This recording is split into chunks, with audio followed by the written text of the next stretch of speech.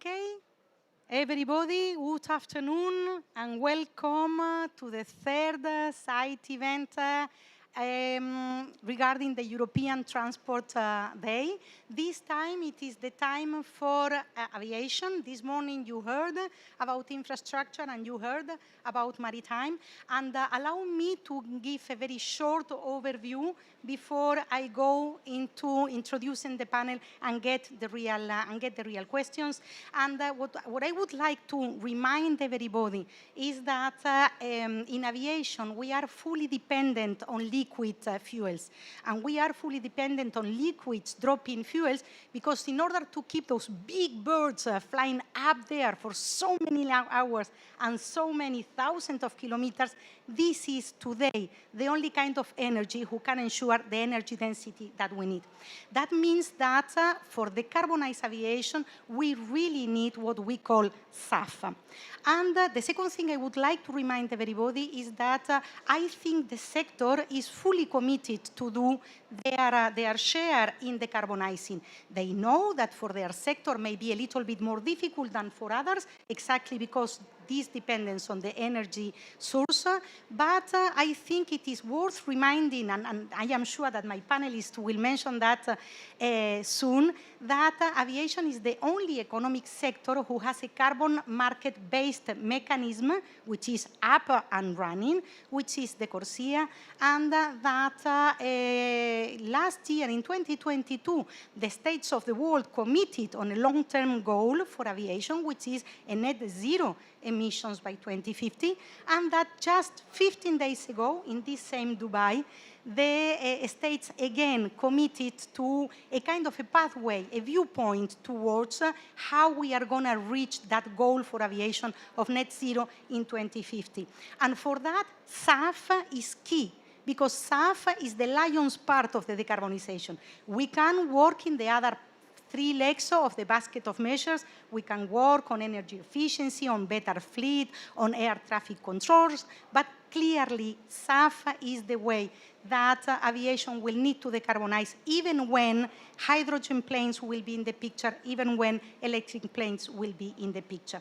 And this is why it is so important, the panel that we are bringing here today, because it is not only the international effort in the European Union. You know, as it was mentioned before for maritime, the Fit for 55 package already came with mandates, like the mandate on the fuel suppliers, and this is why we have a fuel supplier with us today, and with incentives, like financial incentives for the airlines through the ETS. So the ETS is the second leg with refuel aviation in order to decarbonize. The third one is all the measures that we have around that will help new pathways for SAF to develop, and it will help to the risk investments in SAF and in aviation. And this is again why we have investors specialists with us today. So this is what I wanted to tell you. I wanted to tell you that we have a vision, that we have an objective, that we have a pathway, and that we are really, I hope, with the help of the panelists today, being able to explain to everybody what aviation is doing to keep up with the Paris Agreement. And for that, I will, with the 1 minute that I still have ahead, introduce you my panel. I have sitting next to me Jane Uppe, Deputy Director of ICAO's Air Transport Bureau. I have Julia Kierkia, Executive Vice President of Strategy and Sustainability of BP, so the fuel suppliers, the international organization. Then I am moving into Harry Boyd Carpenter, the Managing Director of Climate Strategy and Delivery of the European Bank for Reconstruction and Development. Then I am moving into the airlines representative, which is Teresa Parejo Navajas, Head of Sustainability of Iberia. And then I am moving into Francis Mwangi, the Kenya CAEP member and the Vice Chairperson of the CAEP, which is the Committee for Environmental Matters of ICAO, the technical committee that is bringing a lot of science and a lot of figures behind any international decision that we make. With this, we, I think, are ready to start, and I cannot I cannot prevent myself to start with Jane, because only 2 weeks ago, Jane, we have, sorry, I just remember that I need to tell everybody that we are using a Slido on this site event, and that there will be a question that will come very soon to your screens. Please download either the QR or the application to be able to answer to the Slido question that will come in the screens in a second. Okay? Now that I have caught up with myself, Jane, the first question will go to you. 2 weeks ago, as I said, you had the big CAF 3 conference here in Dubai. And so the big question is, do you think that the results match your expectations? And which are the main takeaways that you get from that event? So I have mine. So, Floris, thank you first for the kind invitation. A pleasure to be here and to be able to showcase something that is good. It's always good to come and talk about good news, so it's really a pleasure. As you mentioned, just 1 year ago, we had this big breakthrough that aligned the sector with the Paris Agreement's goal. We are UN as well as in this process, UNFCCC. ICAO is the specialized agency of the UN for international aviation. In our composition, we have 193 states. It's basically the same composition as the states here, but there we focus only on aviation regulation.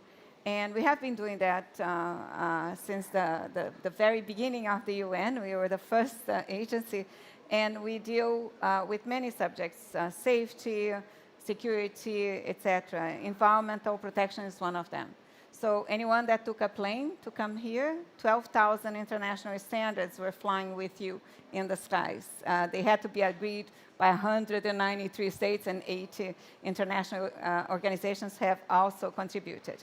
And that's why it makes that decision on the long term so powerful. And as you said, every preparatory work and projections that we did to decide on the long-term goal made us see that clean energy is the element that will bring most of the energy reductions.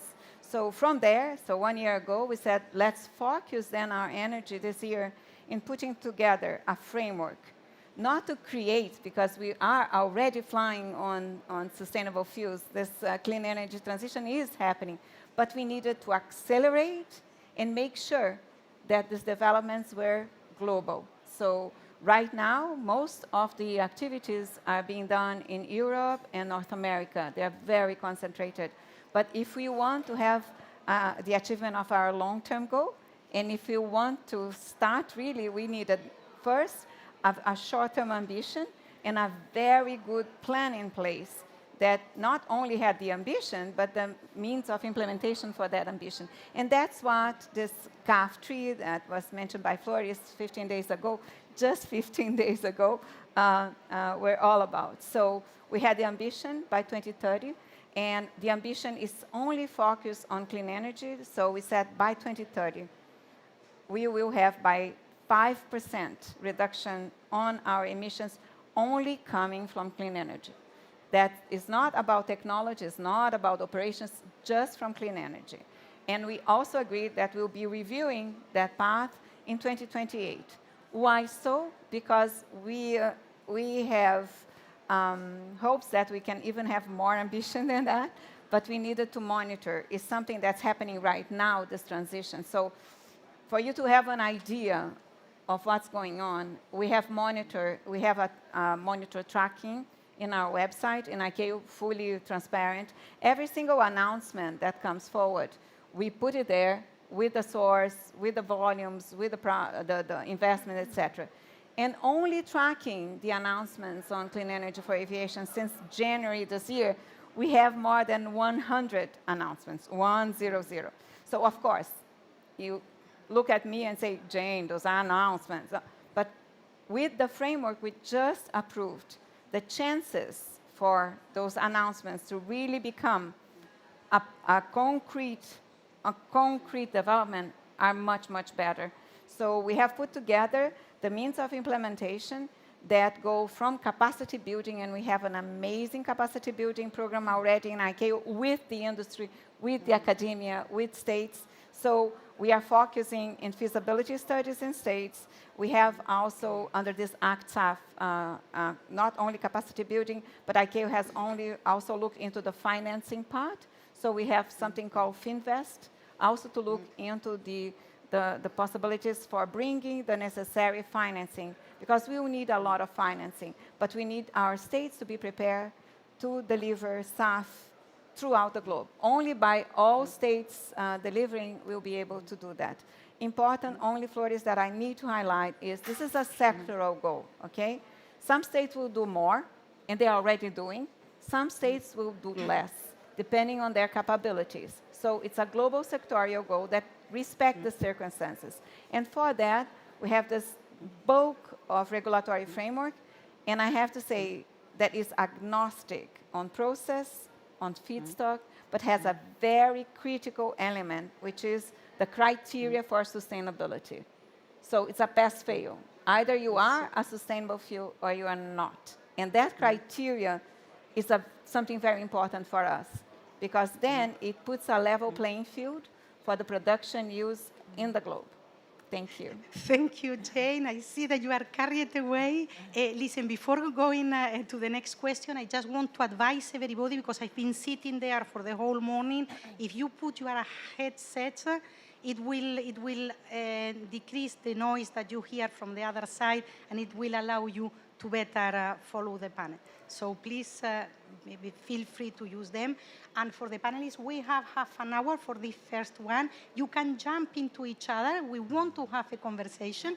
But for the time being, Harry, I wanted to ask you my second question. And it is, you have heard me. Sorry, I need to keep the micro. You have heard me. You have heard Jane. Now there is a much more certainty, regulatory certainty, than what we had when I first joined the sector 4 or 5 years ago. Do you think that now they are much better, or at least better, financial conditions to incentivize investments in SAF worldwide and in the European Union? Back to you. Thank you. The simple answer is yes. These are the sorts of regulatory conditions that are necessary for finance. At the same time, I can tell you it is in many ways harder, and rightly harder, to finance aviation, because the awareness of the emissions profile of aviation is so much higher than it was. From our perspective, we come at it from two angles as a development bank. First is we continue to finance aviation, so we continue to finance airports and we continue to finance airlines. That is not easy. Like all development banks, we have a commitment that all our operations, all our investments should be Paris-aligned, and it is quite a hard sell to convince somebody that an investment in aviation is Paris-aligned. To do that, we have to show them that the investee or the borrower has a pathway consistent with a 1.5 degree. And obviously, sustainable aviation fuels and the regulatory framework you've just been outlining is critical. So without that, we can't finance aviation. The other angle we come at it is that we really want to finance sustainable aviation fuels. Exactly. And in particular, we work in a number of countries that have enormous potential for renewable energy. You know, we work in Morocco, we work in Egypt, Jordan, Tunisia, we work in some Central Asian countries like Kazakhstan, Uzbekistan. So these countries have enormous potential. They have fantastic wind and solar resources, but they need to monetize them. And one track is clearly sustainable aviation fuels. So again, to do that, you need a demand. And the regulatory framework creates a demand. It creates a business case. And the final element for us is before we can start with investment, we need to have a good policy framework. And we've started working in several countries, and notably Kazakhstan and Egypt, to create the regulatory framework that supports the delivery of SAFs. And all of that, of course, starts with a demand pull, and all of that depends on regulation. Excellent.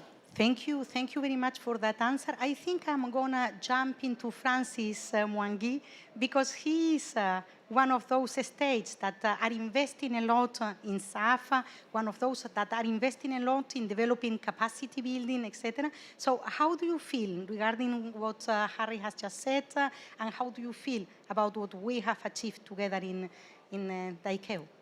Thank you. Hope it's working. Thank you very much. I think from what we agreed on CAF, that was the main goal, to have an agreed framework of 5%. And I think the discussion as it came that Africa, as per the LTAG report, shows is zero. There is no production by 2030. So there is need for support on African country in terms of self-production. And for example, for Kenya, we need to have collaboration and issue of having a self-policy. Like building on what we have already done, we did an action plan which led to a feasibility study. We have already done with the EU. Already we did a solar project, which is up and running. So we are saying whatever already the feasibility study, which was done in 2018, we need now to progress it for full production, because already there is already a document showing there is potential for production. We have people, we have already organized 2 workshops, which have already, we have like company like any, which is already carrying a lot of activity there.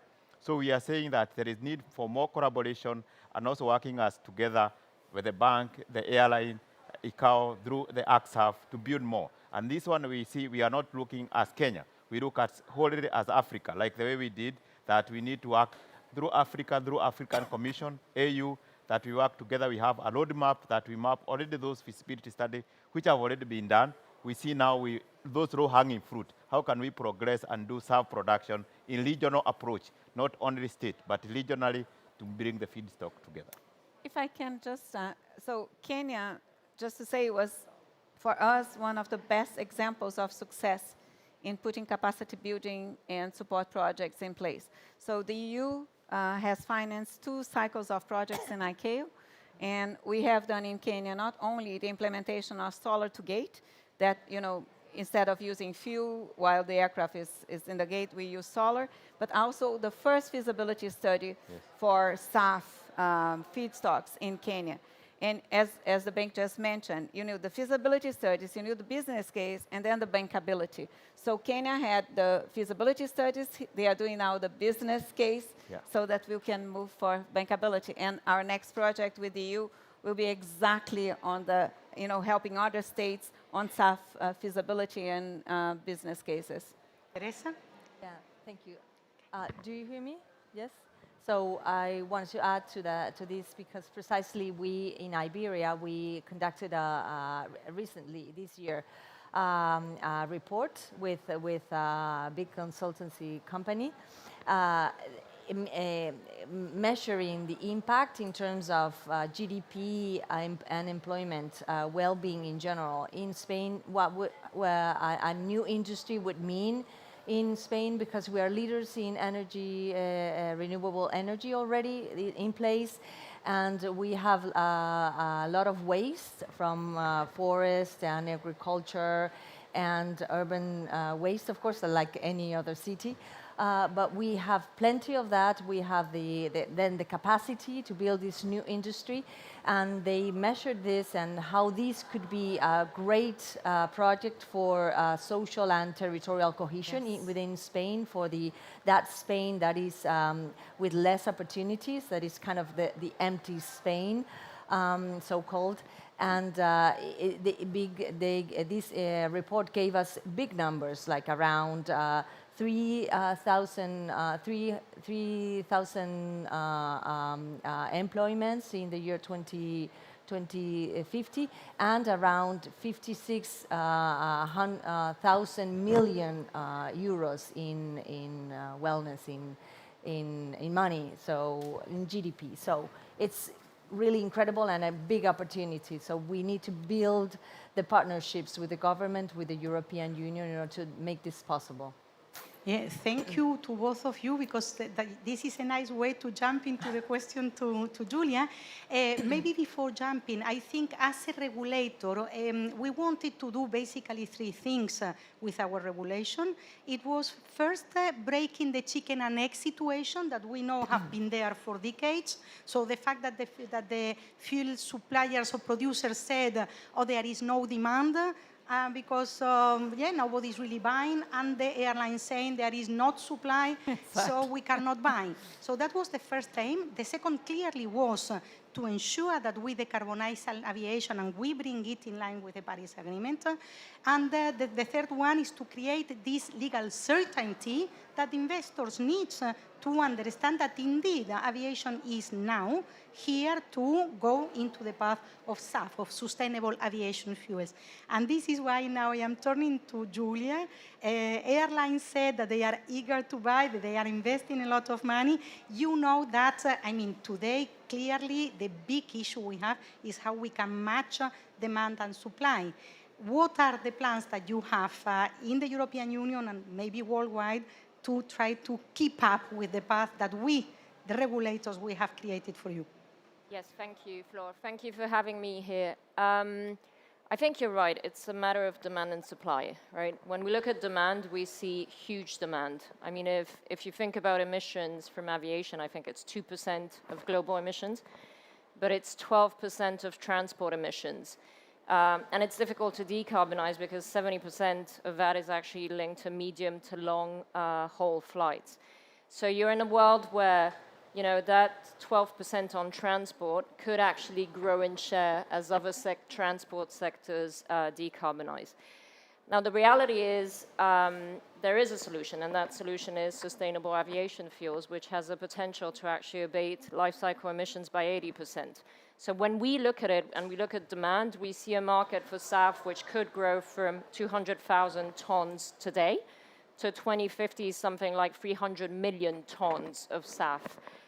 So demand is there, provided we have the regulatory support, such as Europe, in terms of mandates to de-risk it.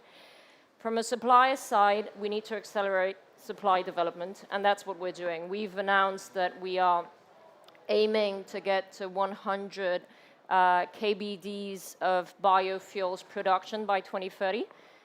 If I break that down, 50 KBDs is actually linked to 5 HEFA plants. So 5 HEFA plants which are linked to our refineries, 3 of those actually sitting in Europe.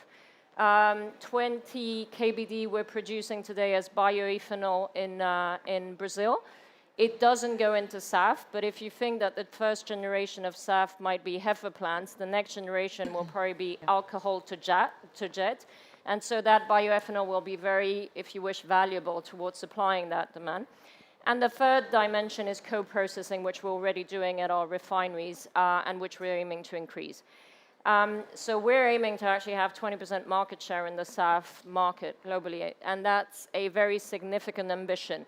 It's multi-billion-dollar investments into plants. And I think, as you were saying, the criteria to actually drive those investments is de-risking those investments, both from a demand standpoint, but also from a feedstock standpoint. And that's where we need a little more help, because where we will be bottlenecked is access to feedstock. And we need to address that through technologies or access to feedstock, such as cover crops. One thing I would say, which is actually very exciting, is approximately, I think, 2 weeks ago, we were one of the fuel suppliers who helped fly a plane transatlantic to the US with Virgin, 100% SAF supplied. So it is one plane, but it's progress, and it proves that we can do it. Indeed, it is progress, and it is, as you say, a little bit of science fiction. If we place ourselves 5 years ago, I think nobody really saw this coming, and this is why I think the sector can be proud of themselves. At the same time, if you allow me to pick you a little bit, you have talked a lot about different kinds of biofuels. What I miss in the conversation is the power to liquid, because this problem that we have with feedstock and the fact that we can reach 80% of GHG, the emissions decrease, it depends a little bit on more broader technology. Are you investing into the future, into other technologies, which is not just bio? Yes, so I would start by saying that we're looking at investing across technologies, right? But we see it also in terms of technology maturity, right? The first technology for us is HEFA, and we need to make sure we have as much feedstock as we can to actually supply that volume. The second technology we see getting to maturity is alcohol to jet, and then on the back of that, we will have power to liquids or hydrogen-based fuels. I think there's one thing to consider in that. It is that if I take HEFA, which is the existing, more mature technology, the cost of it is 4 times the cost of jet fuels today. If I take e-fuels or hydrogen-based fuels in the future, you go to 8 times the cost of jet fuels today. So there is obviously going to be an abatement curve, but the affordability is very different. So the more we can maximize the production of HEFA-based SAF, the more we can actually accelerate the transition. And that's why we're very focused. But to your question, yes, we're looking across technologies with different levels of maturity. HEFA is multi-billion-dollar investments. E-fuels or hydrogen-based fuels is if you wish, a research and pilot stage today, because you need to abate the cost of producing green hydrogen, and you need to abate the cost of doing direct air capture. Yeah, and just to complement, if you have some competition already for the source of material for the first part of it, when we talk about e-fuels and the need for clean energy, then we have to make sure that this availability for the clean energy is there. Otherwise, it's not the sustainable fuel we want, right? Yeah. Francis? Yes, I also wanted to echo that. We have done also in Kenya a study with Ascent in 93 in collaboration with MIT and Hasset University, where you have found if you were to set a 2,000 barrel refinery in Kenya, we are able to have 10% SAF being produced out of the fuel which is being consumed uptake. And with that, we are able to see the green premium in terms of the cost that will increase the ticket. And we found the result is that the ticket will increase by 17% in terms of having HEFA production pathway if we do just 2,000 barrel per refinery. And that's why we are saying now when you have a de-risking issue in terms of having finance which is bringing investment, so we need to bring corporate in this investment to bring, and also now government to have policy that is able to reduce in terms of tax incentive, how we can be able to have production in a seamless way. And not only that, we need to look SAF, not only SAF for aviation, we need to look the whole macroeconomic, the whole production chain. Because for Africa, you find it's not only SAF, we also have other issues, other challenges. We need to see there is job creation, which will be created there. There is other job in terms of other whole value chain. There is other product, not only SAF, there is biodiesel, which will also support the other transport sector, the road sector. So I think we need to look SAF production in the whole macroeconomic chain and have proper SAF policy to be able to move forward. Thank you. So, Harry, I feel that they are putting a lot of pressure on the investors to come up and help, because indeed the power-to-liquid technology, it is there. What we need is to scale down the price. That will only happen whenever we are able to scale up the production, etc. So, unless anybody wants to pick on the need for investments, to try to persuade public and private to bring more money into SAF.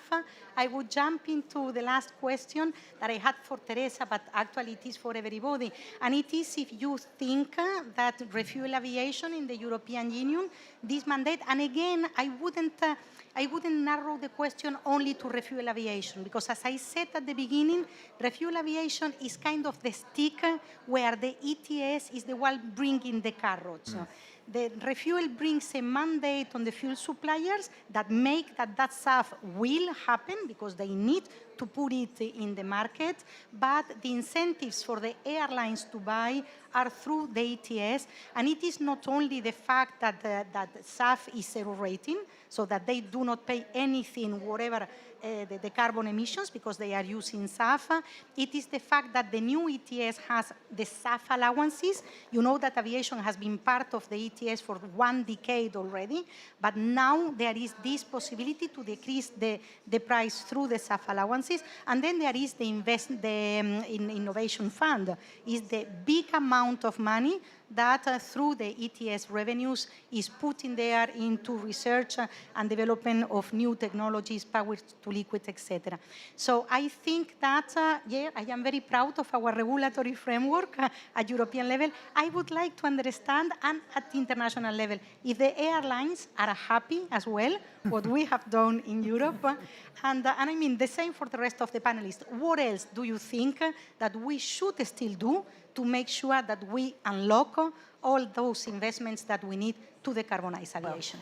It's, the airlines are happy. Well, at the beginning they were shocked, but now understanding that there's a need to decarbonize urgently the activity, so we need this regulatory framework, and it's clear, has a clear mandate on SAF, and that's key to the involvement and development of these, any strategy that any airline needs to decarbonize its activity. So we are welcoming, of course, the refuel regulatory framework.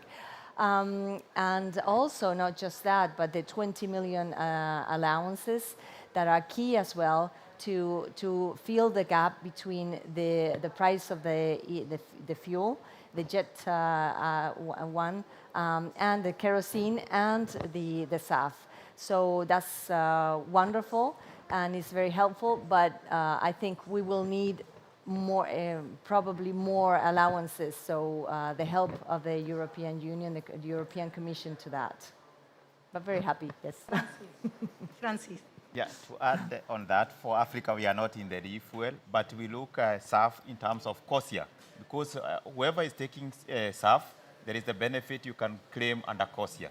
So we need to make also SAF as one of the benefits that the COSIA credit that will be there. The airline will benefit because now we have participation of market-based measures, and COSIA is one of it, and where SAF is one of the measures that can be used to claim, you can claim that you already took SAF and you get your credit. So you find there is already complementarity between SAF and COSIA in the whole value chain. Yeah. Yeah. Sorry, Harry first and then Jane.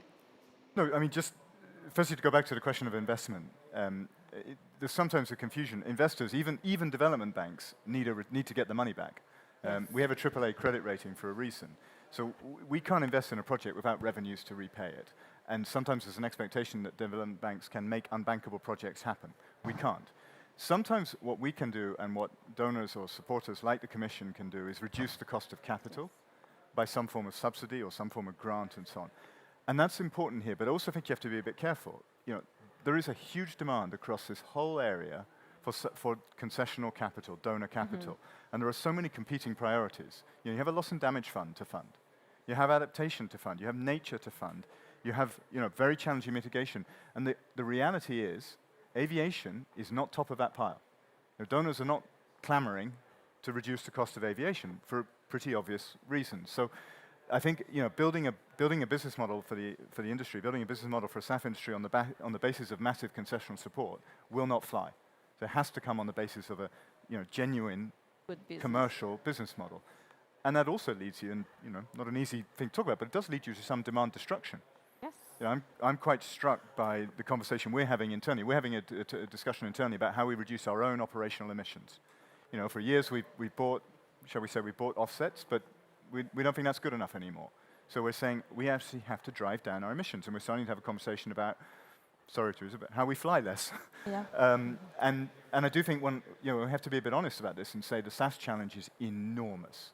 You know, both the availability of feedstock and the price implications are enormous, and therefore we all have to start thinking about genuinely different business models. So, you know, that's the reality, at least from an investor's perspective. How you On your fly, question, how you fly less, or how you fly with 100% SAF. Yes. well, exactly. But Right. then, you know, then how do you persuade your generous shareholders, like the Commission, that you need a larger budget? So yeah. Or in my case, how do you persuade your 16-year-old daughter that she needs to take the train to her skiing holiday, not the plane, which turns out to be harder, I think. But just on your question of regulation, Absolutely, it's vital. As I mentioned before, without regulation, we don't have a business case for investing any part of a chain. And I was on a panel in this room on a different topic 2 days ago, and I said to one of your colleagues, I said, you've probably never heard this before, and you certainly haven't heard it from an Englishman, but regulation is great. Please regulate more. Thank you for that. Thank you. Jane, you wanted to say something? I just want to say a few things. Number one, it's good business. And that's what we are hearing from the financial side. So as we were preparing for the CAF3, we had rounds with business, rounds with the financial area. And what we heard from them is we need a little bit more certainty from the framework. You know, what's the goal, the short-term goal, give us that, because it's good business. We can see the return, and we'll be ready to invest. So my first thing is, we did it. Bring the money. So the second thing I wanted to say is that the same way we have been claiming throughout that, you know, is feedstock agnostic, is process agnostic. You have to have the criteria, and you have to have the reduction on CO2. I think it's time for us to have this very serious conversation, societal and behavior conversation, that's not about capping activities, but it's about the CO2. So you can do it wrong, you can do it right. Everything. You can do it with abuse, you can do it with sustainability. And what we want is to connect people. This is the generation that wants to connect.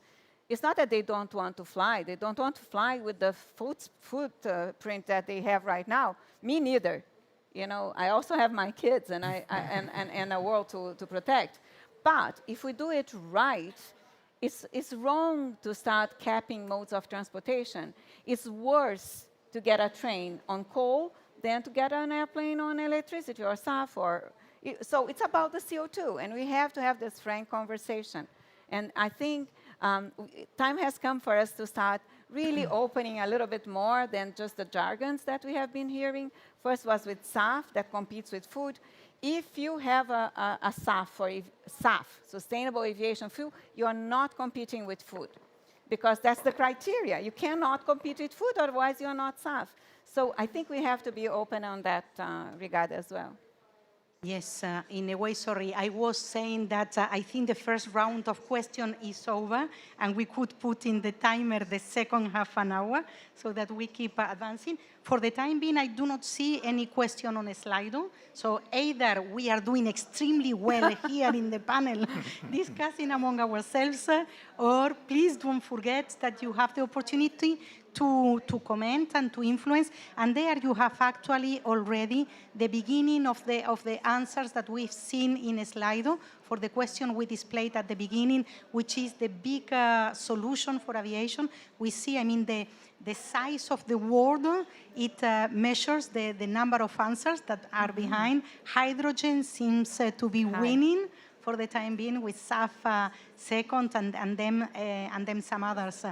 But I am really happy with the way the panel is interacting, because you are really now in a conversation. Yes. And this is exactly what we wanted to achieve.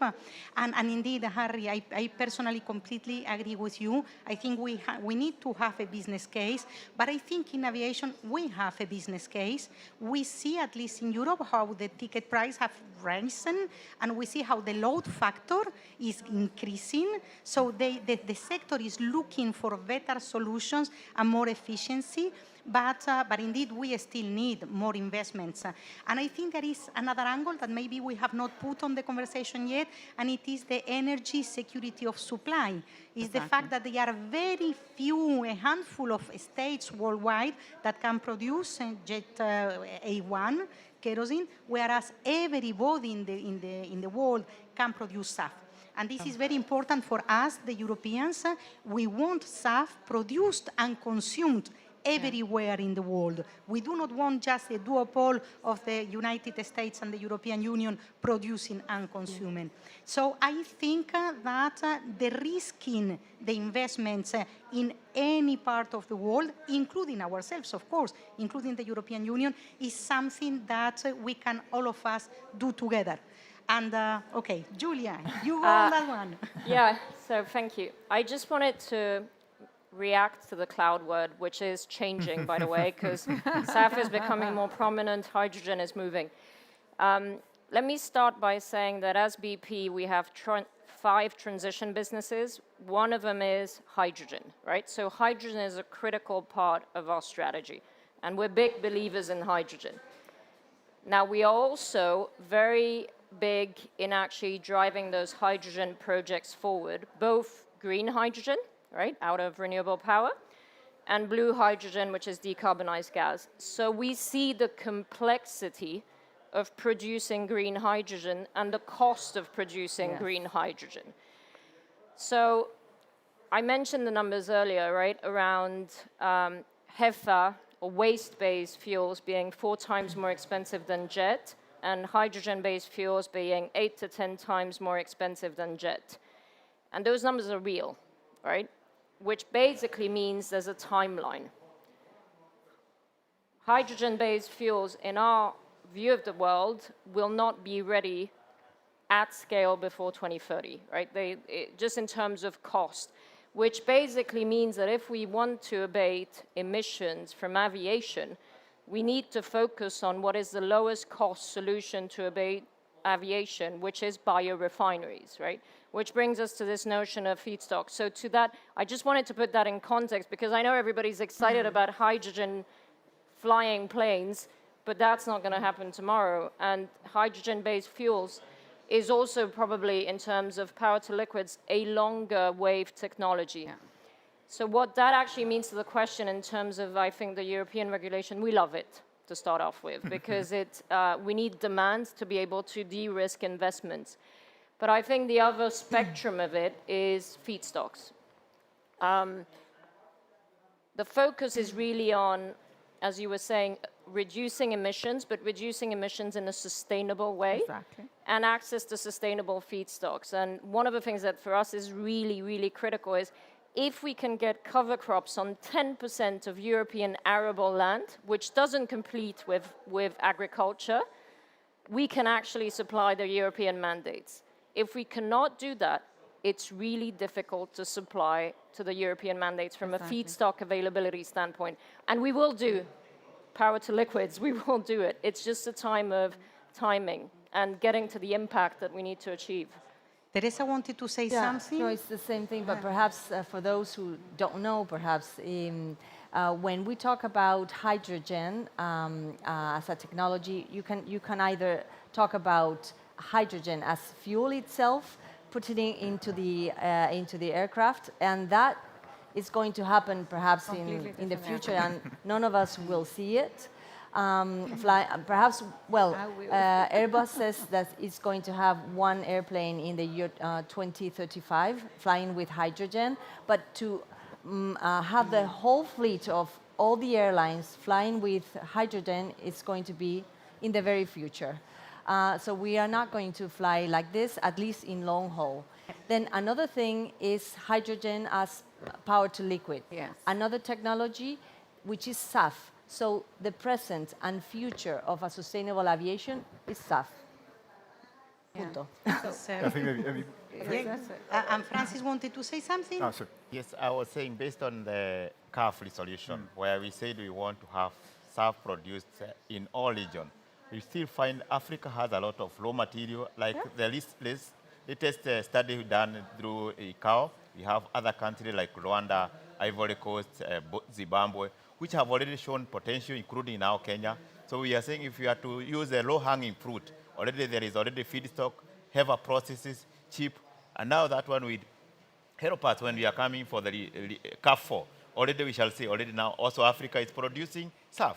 So we also need, as we are decarbonizing the whole aviation, we also look how can we also ensure all other regions produce SAF, and now this one also support SDG, because not this SAF production is not only decarbonizing, it is also supporting other economy and other issues. So we also look the whole other SDG which are supported by this. Yeah. So in that, that's why I'm saying we look the low-hanging fruit that we can go cheap and we have that social impact. Social impact that is leading. And now this is why we are saying the key problem you're having is awareness from the airline, in terms of airline government. If there is no proper awareness and capacity building, and now technical expert. Everyone is running on their own. But if we have proper awareness, clear capacity building, and there is also technology and finance following each other, we find everything will be easy to implement. Harry? Yeah, so I mean, all development bankers basically want to be engineers at heart. So we know we love looking at the technology and sort of trying to express our view on what's best. But the truth is, we don't know, and that's the beauty, I think, of the emissions trading scheme. Emissions trading scheme says, do whatever technology you like. Direct air capture, or hydrogen in fuel cells, or some novel battery that no one's thought of, or HEFA, or whatever. And so long as you deal with the carbon, and that's fundamentally our approach. I mean, we'll finance things which decarbonize. So, for example, we don't discriminate between green hydrogen and blue hydrogen. If we see a viable low-carbon blue hydrogen project, we'll do it. We probably won't feel quite as good about it because we are a sucker for the headline as well. But actually, what we should all care about is just the carbon. And we do think that, from what we can see, that HEFA has a very important role in the early peaking and the rapid reduction. But in the long run, at least the studies we see, is that you just don't get there on the volume. If you get the volumes on HEFA, you don't get the volumes on biofuels. In the long run, this is ultimately a power-to-liquid story. And that's, in our engagement with our countries, as I said before, we have countries of operation which are renewable superpowers. If you stand in the desert north of Aswan, and you realize that as far as the eye can see, there's just unbelievably sunny desert. This is economic potential, right, staring at you in the face. And so when we say to countries, let's work with you as to how do you make a strategy to monetize that, we don't know how hydrogen will evolve, we don't know how that sort of industry will evolve, but what we try and say is, look, there's a whole different number of scenarios where you can make real money from this natural resource. Exactly. And in many of those scenarios, SaaS is a very significant portion. Exactly. Indeed, Yeah. indeed. Thank you very much. And I will pick.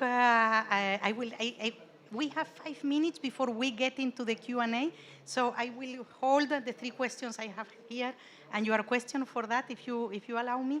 No, I just wanted to say, I mean, again, to bring to the general reflection. Harry has given a very optimistic and forward-looking vision.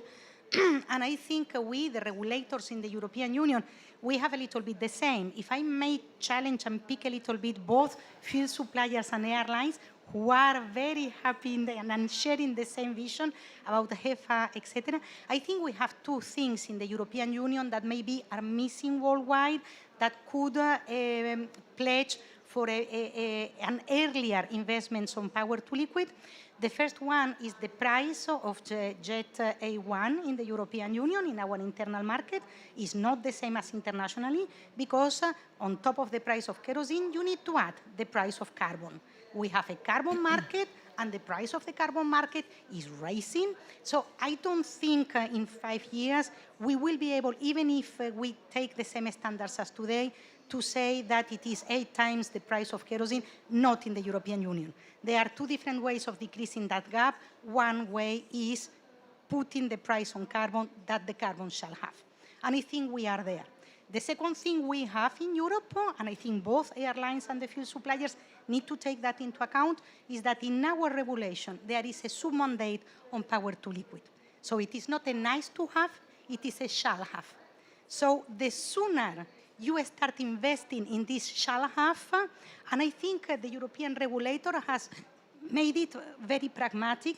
We start with a very tiny percentage. It's more a beacon, no? It's more a signal in the night. This is the place where you should all come. One day, you all should come here. This 1.2, this is, I think, the power of it, and I think, indeed, HEFA is the solution at the very short term, but I think that power to liquid should be part of the equation sooner than I hear in the conversation, and I would like to see how you react to this. Francis, you first. Yeah, thank you. I would wish to give a case like Kenya. Kenya, as we are doing HEFA, also we have already a roadmap for hydrogen, where because already Kenya is 92% green energy because of the geothermal. So we are using one of the geothermal areas to harvest hydrogen. So we are saying the pathway can still go simultaneously, that if this opportunity which exists on HEFA and this one for hydrogen to complement, and maybe you can have the price going down. Because already, like in our case, we have already, the roadmap has shown Kenya has potential also to produce the hydrogen from the geothermal which are already existing. So and also the energy is cheap. The cost of the energy production from the geothermal production, especially the night where we have a lot of wastage, that time can be used to produce the hydrogen because no one who is using the energy. So you find there is complementarity in terms of using the resources which are naturally and to produce maybe like hydrogen. And now this hydrogen can be taken to the power to liquid to complement the SAF. So there is already a business case if you look at it. Indeed. Thank you very much and nicely said, Francis. Teresa. Yes, in the same report that I just mentioned, conducted by Pricewaterhouse, we also we measured this impact, social impact of this new industry, and also saw that at the beginning, logically, we in Spain we can produce SAF with HEFA. But eventually, and within the boundaries of the 2050 year that's established by the science, we see that the power to liquid will be economically feasible. And even so, it will be very interesting to invest in that, and we see the possibility or the opportunity to have at least two infrastructures within Spain that produces only this kind of SAF. So we have measured it. We've seen the numbers, and it's an investment worth doing. Thank you very much. And Julia? Yeah, so I don't want you to misinterpret me, right? We are investing through this decade 20 billion in hydrogen, right? We have an ambition to produce 1 million tons per annum of hydrogen, well, 0.5 to 0.7 million tons per annum of hydrogen by 2030. We already have more than 10 million tons per annum of customer demand lined up for hydrogen. Of course. So we are big in hydrogen. We also see that when we look at the market, as you say, HEFA is step one. HEFA will be capped in terms of feedstock, and then alcohol to jet can play a role, but ultimately the solution will have to be power to liquids. So we agree. My point is just on the timing and the phasing and maximizing the impact, right? To do power to liquids, you need to take hydrogen, green hydrogen, which is today an expensive technology and which requires subsidies, combine it with direct air capture, which has a carbon cost which is north of $300 to $400 per kilo, and produce a synthetic fuel. So you're putting two expensive technologies to produce a power to liquids. So the cost of that needs to abate. So my point is only a point of, it's a matter of maturity and timing. And in the meantime, let's make sure we maximize the CO2 impact of the technologies we have available today, which are HEFA, maximizing the sustainable feedstock, which can be waste cooking oil, it's tallow, and we very strongly advocate for cover crops so that we can maximize the CO2 impact. But I don't want to leave you with a message that we don't believe in the long-term, necessity to move to power to liquids. We do. But we also see the technical complexity of actually delivering on it, because we have projects that we're actually delivering on a day-to-day basis. So that's my only... But Jane? You will need everything. We will need everything. My point. Yeah. You know, we don't everything. have to pick and choose, because you need everything. And you have to start it now. So we cannot disagree that you need everything, just calculate. And we cannot disagree that, yeah, we have very mature things right now, and we have things that still have to mature with hydrogen, etc. Apart from that, you know, guys, we're talking about flying. If we can fly, we can do anything else. So this is a very technologically oriented sector. I give that example sometimes. People laugh. You can fly on anything, because now we know the processes, we know. So we had Japan that was a fashion week and decided to give some example on also fashion. So they flown on used cotton shirts. So there we go. So there is no limit to that. And I think as we go along, we are going to understand better. You know, we already have done something that was necessary for us. As Flores know, we needed to have sustainability. There was no global sustainability criteria agreed. So there we are aviation. And there we were agreeing on sustainability criteria for SAF. So we did it. We have the global one. And that's very important because from there, you don't have to limit anything regarding the feedstock. So you give freedom to research, to academic input, so that we can more and more discover. So sometimes I get a little bit concerned when people say, oh, we have EFA now, we have this maturity, I don't know if going along, we are not going to discover something really, really incredible next year or the next that can be feedstock. And every time we talk about using waste, you see a smile in my face because it's then a win, win, win, win. Because every time you generate waste, you have to treat waste, and that has a cost, that has an impact on the environment. If you can use waste to produce energy, that's a smile. So there we go. I think we should not limit our creativity and our belief on technology. Things will come, and the way we have prepared now the framework, it gives us the certainty that we can move for it. So the academic world and the research world is also going side by side with us to discover new things. So let's open horizons, and the sky is not the limit. Listen, I am really happy with the way the conversation has flown until now. We have elapsed our 1 hour of discussion within the panel, and now I am opening the floor to the many questions we have now in Slido. And the question, at least one, we have already in the room, so I don't know if there is a mic. Can we start with the room? You can hear me? I'll introduce myself. Hi, I'm Emily Hickson. I work for a new NGO called Climate Catalyst, and we're working in aviation. So I very much take your point around the difficulties of the hydrogen challenge and getting to a point where we're going to have hydrogen and electric planes. And yet, we know... Can you hear me okay? A little bit. Microphone it. Hopefully you'll be able to, if I just shout.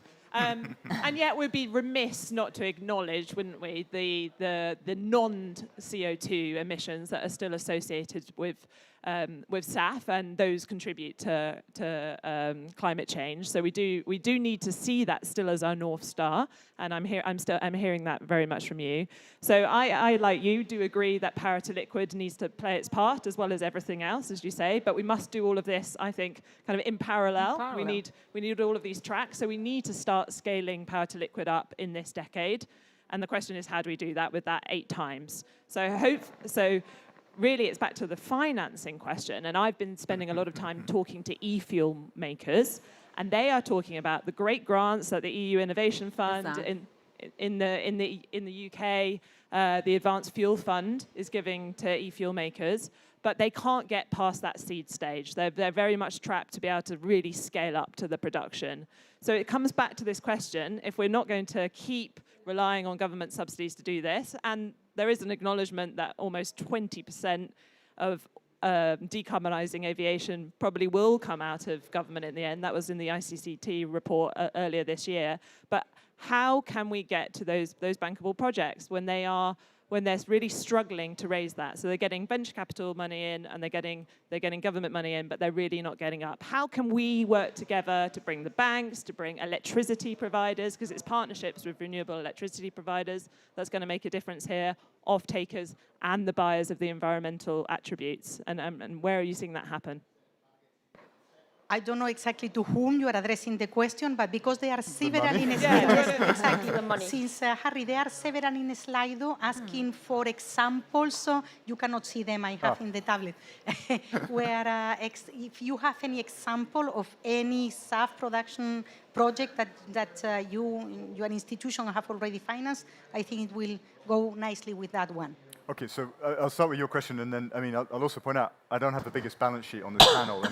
On either side of me, you've got larger balance sheets. But, I don't want to oversimplify it, but to be honest, it is quite simple. A bankable project is one where revenues are greater than cost plus debt service. And so you just have to drive down the costs and the debt service and drive up the revenues. And as I said before, there's a role for government support in kickstarting this, and especially in catalyzing the technology cost reductions. Julie's putting a finger on the really important point, which is you have to drive the cost down. because the sorts of price rises, the sorts of price increments now are just not consistent with a viable sector. It will be a totally different sector and a materially less connected world if we stay at those price points. So you have to drive the cost down. You drive the cost down with scale, as we've seen in other industries. And so government support can play a role in that part of it.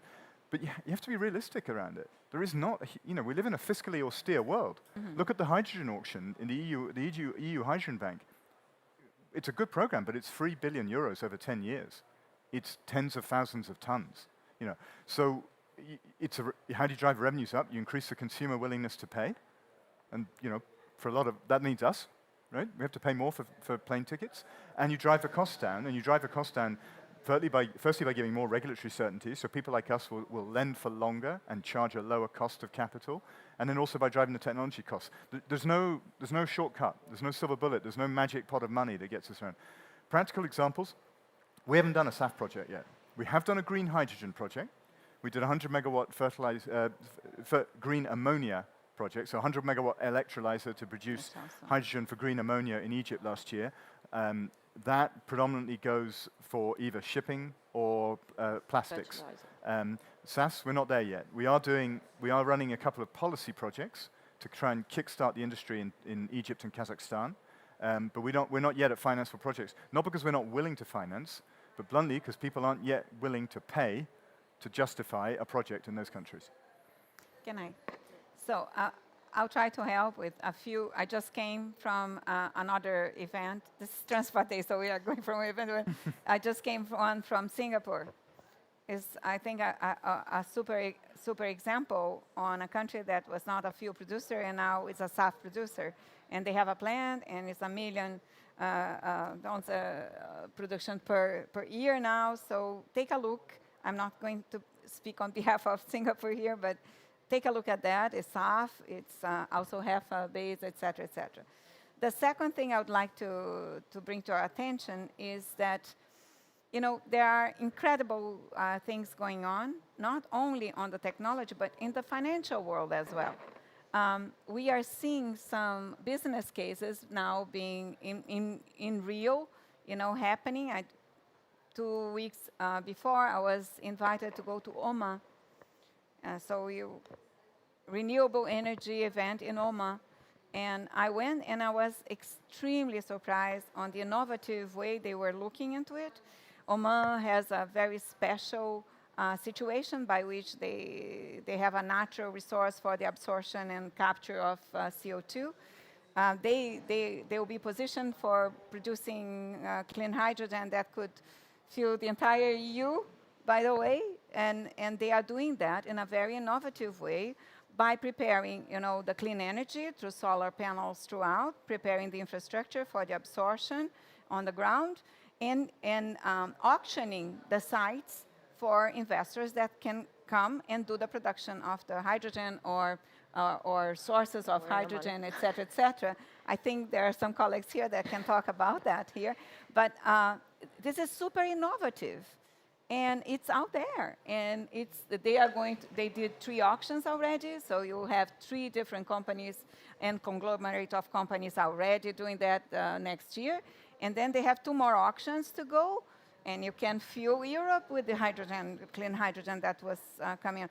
So I was trying to tempt them just to, how about a sector like aviation instead, So, there will be things that we have never thought of, but they are happening, and they're happening now. And we should be open to see that and not just, look at the business, the financing, and the technology as we know them right now, because that's not working.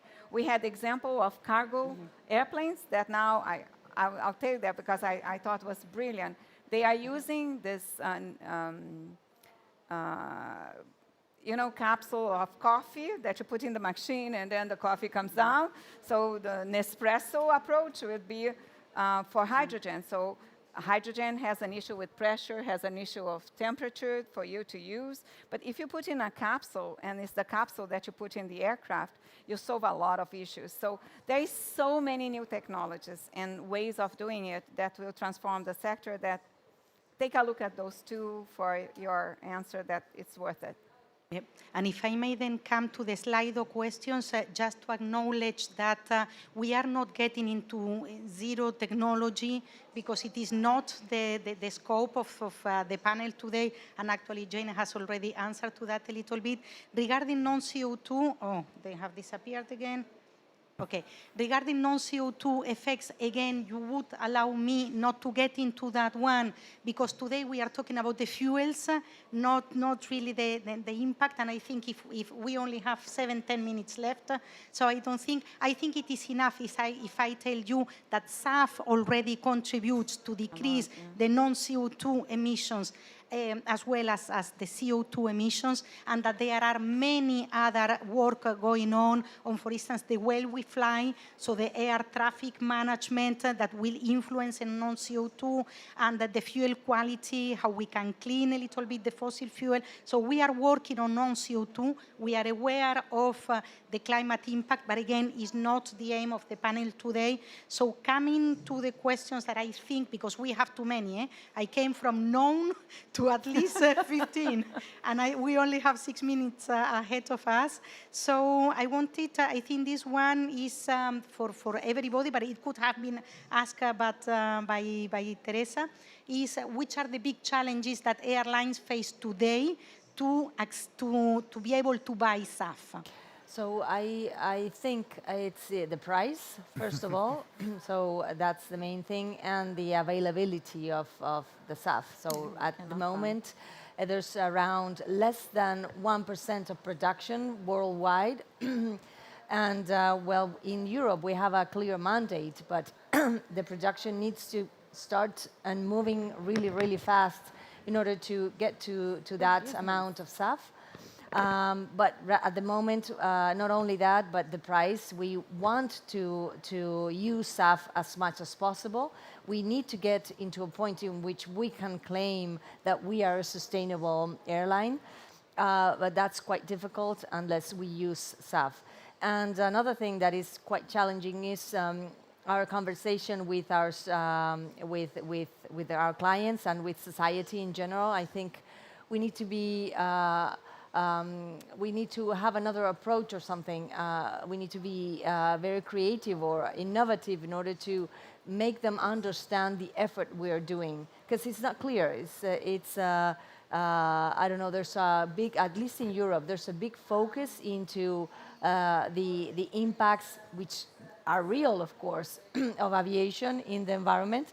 But there are so many things we're doing. And apparently, it looks like if we were the only ones having impact, and there are so many others, and so we need to keep going and be very ambitious, but also we need to make them understand or try to explain to them in a clear way all the things we're doing. Yeah. Thank you. Francis, you want to react? We are in the final 15 minutes, okay? Yes. On that, I can say policy is key, because when you have policy linking, note that aviation is a transport sector. We need also to work with our colleague, the energy sector, because you find as transport we are saying that we are doing if you're SAF, we need also to work with a counterpart from the energy sector. So we need to have a robust policy linking the other sector, that is the energy sector, to help in the scaling up. And with that, we shall have a better price, and maybe also uptake will also be better. So there is need for proper policy and regulation linking the two sectors. Thank you. There are a lot of questions in Slido that I think you could take up with Harris after the end of the panel, because they are really very specific of kind of industrial process and whether they would or not be able to be financed by an investment bank. So I am not going to take those, because I think they are really technical and very... I didn't bring my checkbook this time. But if I may close a little bit this Q&A, there is one for Harry and Teresa. What regulation or incentives besides free allowances, which will be phased out by 2039, would you like to see? Something akin to the IRA in the United States? Yes, but no, I understand. And but I would ask a mixture or both. I very much like the Refuel EU. But also, the truth is that investments up to now are going away, are going to the US. And that gives us, we are concerned that the investment is going there. But what we would ask, I would ask the European Union is perhaps to think what works there, but put the level as high as they want in terms of the sustainability of those, the attributes of SAF. Anybody else? It's a carbon price. I mean, the IRA works for one particular fiscal economic context. It doesn't. Nobody else can afford that, frankly. So it's a carbon price, and you know, we have to accept the price implications. But we know from the success of the ETS in the last 5 years. I mean, look at the transformation of the energy sector, of Europe's electricity sector, and look at the fact that the ETS price has gone up to 80 euros plus in the midst of an energy crisis, and yet actually, there was some discussion about reducing it, but it didn't get reduced. And the European economy withstood that. European consumers withstood that. We should believe in the ETS, stick with the ETS, but make sure it gives a really clear long-term price track, and then trust the markets, trust technology to respond to a powerful price signal. If I may pick on that one, and of course I am the mother of at least one of the regulations in the Fit for 55 package, so of course I love my package, but I agree with you. I tend to think that the IRA, it's linked to a very specific budgetary cycle. There is no legal certainty beyond and above that specific budgetary cycle, whereas with the laws we have in the European Union, you have legal certainty for at least half a century. And I think this counts for something. And I really believe, I said twice, and I will say it again, I am a mobility, I am a transport person, but I really think that the ETS is a carbon financial incentive in a way. The fact that SAF does not pay at all for any emission, as soon as you have reached 66% of emission reduction on bio and 70 on power to liquid, I think this is an incentive. And the SAF allowances are there, yes, in principle for 5 years. But I mean, it's whenever the ETS... Perhaps extending that. Exactly. So I would say it is your work as lobbyists to work for that, but first use them. If you use the SAF allowance, then with the regulators, we will really see the added value of them in the market. I am going to close this part before we conclude. And by the way, what you are seeing now in the monitors, and I am so happy with the role of regulations, of course, I am a regulator. What do you want me to say? But what you have there are the conclusions that the public, both online and here, are answering. So start thinking about those, because we are going to wrap up in a second. But I think we still have time for a final question. What risk does focusing too much effort and investment on HEFA in the short term have on power to liquid investments? I think you already answered, but I think it is worth repeating. Harry, Julia? Yeah, I think it's not a focus. It's a matter of doing both, right? So to the question of what are we doing on hydrogen, we're investing very significantly in hydrogen technologies, both projects, and we're starting to focus hydrogen to build scale in hydrogen close to our operations, because hydrogen is also very expensive to transport, right? So you need to get scale in terms of costs. So that's where we're focusing on it. And we're also doing a lot of investment on the venturing side in terms of electrolyzer technologies, et cetera, to try and abate the cost of producing hydrogen. On the other side, you have other organizations, and we do it also from a research stand, investing very significantly in e-fuels and DACs to actually abate the cost of that.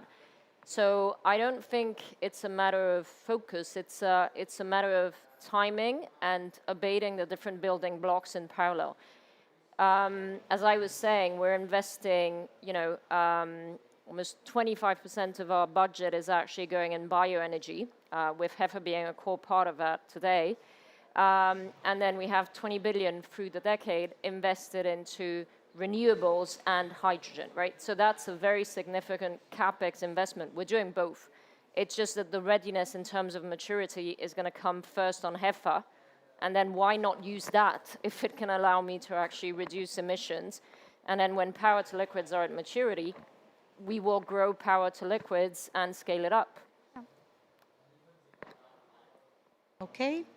Just to tell to everybody that there was a question on the definition of SAF, and I haven't taken it as a question because the definition of SAF internationally and the sustainability criteria internationally, you can find it in CORSIA. So I invite you to have a look to the ICAO webpage. You will have there all the sustainability criteria, and within the European Union, you will find them through the Renewable Energy Directive and the different delegated acts that complement the Renewable Energy Directive. So it is not really a question for the panel, it's more go into internet and look it up. The two sets of sustainability criteria are clear there.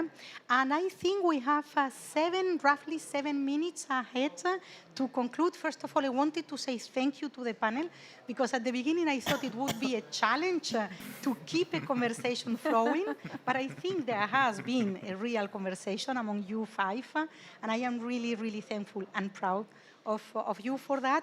Now it is the time to wrap up, and these are the, I see 4 in green and 2 in red as the main conclusions that the public drive from our conversation today. I will, if you allow me, wrap up at the end. So now you have 1.5 minutes each of you to come up with your own conclusion and react to what you are seeing in the screen. Who would like to go first? I'll say Teresa. SAF. We love SAF. SAF is the present and the future for sustainable aviation. I would say that, and we need more SAF. Okay, that was short. Yeah, I'll say energy transition is on. I think we have to understand that now it's time to really scale up, put our sleeves on, all hands on deck. Let's get the finance, let's put down the projects, let's just work together. But we have to have what I call smart cooperation. Sometimes I feel that there's so many different initiatives popping up, different organizations doing exactly the same thing, and the resources are so scarce. So let's have an unprecedented cooperation, but smart cooperation. Let's build upon things that work and are there, and that can really make a difference. So that would be, and we are ready in ICAO to cooperate, guys. So. Thank you, Jane. Francis.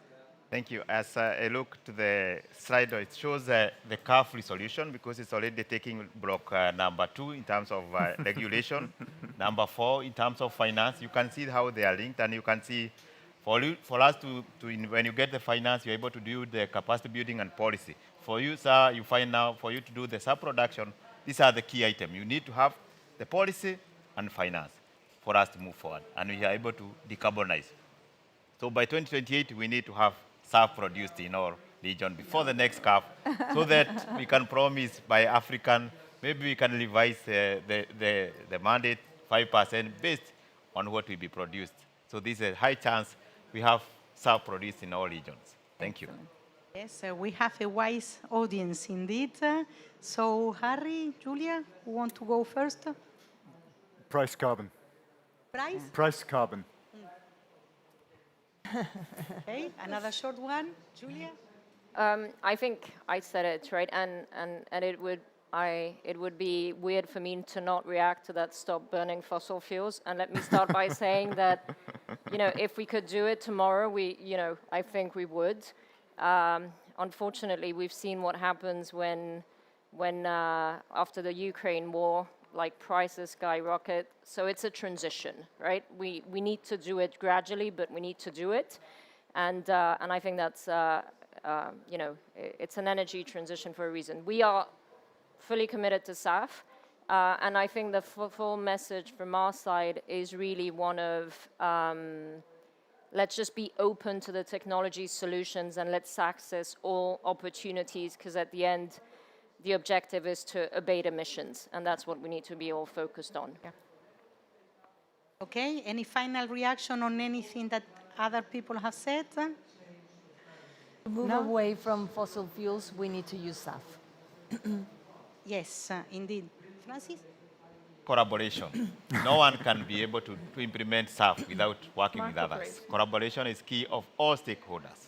Thank you. Indeed, and I think this is why I am so proud of the panel that we have got today, because we have not only European states here, but we have international states, we have international organizations, we have the investors, and we have the two sides of the balance sitting together and bringing together a collective message. This collaboration, I agree with you, I think it is key. I agree that we all would like to stop emissions now. But I think that aviation has a connectivity and a bringing humanity together role that we cannot simply throw away and put it in the bin for the next 30 years until we can become fully net zero. I think this COP is a clear example. The large majority, for not saying the overwhelming majority of the people here today have come by plane, and this bringing the whole society, the whole globe together is the beauty of aviation, and this is why. At the same time, I think the aviation people, they know that decarbonizing is their license to operate, is their license to grow. They are fully committed to it now. And I agree, the role of regulation and the role of mandates are really clear. We have seen that in the European Union. We have seen that in CAF 2 weeks ago. Even if it is only aspirational, if it is kind of pragmatic, it gives a signal. It shows the direction, and it brings investments with them. So I agree with the conclusions from the panel. I completely agree with Francis when he said capacity building. We need capacity building so that everybody in the world can start producing SAF. The greener, the better, the more sustainable, the better, and in the future, more green energy and more power to liquid. I was yesterday representing the European Union in a different panel.